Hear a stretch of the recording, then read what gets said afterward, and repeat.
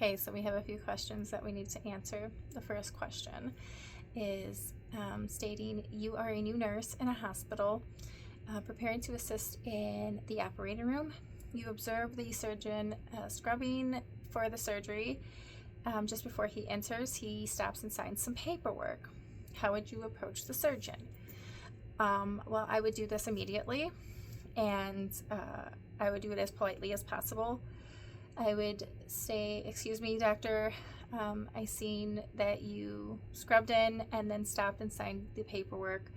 Would you like help to re-scrub in and get regowned? And we need to keep the field as sterile as possible for the patient's safety. This way it's more objective and not accusatory for that situation." The second question, it says you work for a tyrant of a doctor who has fired several nurses in your department. You saw him make an error that might endanger the patient, but you are afraid to speak up. You need the job. What do you do? So even though I might lose my job because of this doctor, by seeing the error, I would have to speak up. You can't put somebody's life on the line. There's always a job out there for me if I were to be a nurse. So my first obligation is to the patient, and of course I would follow the chain of command. I would go to my charge nurse first before directly talking to the doctor. I would file an official incident report as per the hospital policies, and detail what I saw, when, where, and nothing else. Try to make it as objective as possible, and after going through the appropriate channels, I would have a written record. This also protects the oversights that were, that weren't taken, and I shouldn't say protects, I should say protects me against retaliation because I have this documented. That's what I should say. And since legally, somebody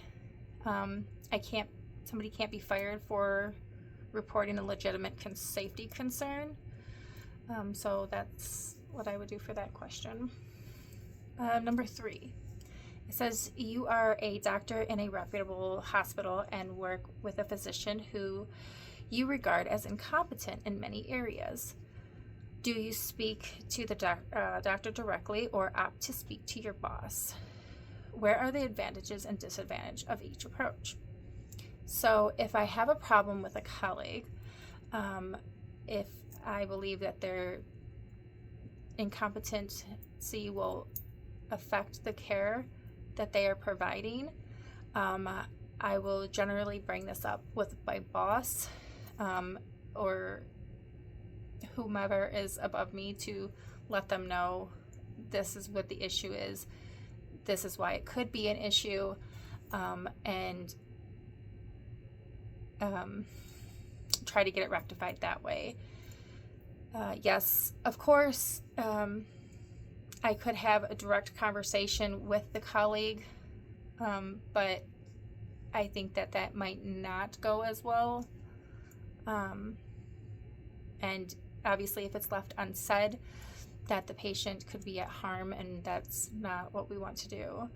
So sending a letter to my boss also gives them the authority to do more training or move the cases for that doctor, and uncovering any may uncover patterns that may have been missed in the past, so they might be able to track that way and see what may be the issue as well, because it may be something that's he's doing more than once, or she. And let's see, the harm to the harm to trust a colleague is outweighed by the need to safeguard the patient, and by the structures that are in place that pertain to the competency in doubt. Either way, I would carefully document the issue and objectify the examples and of the offending behavior or errors that I've seen.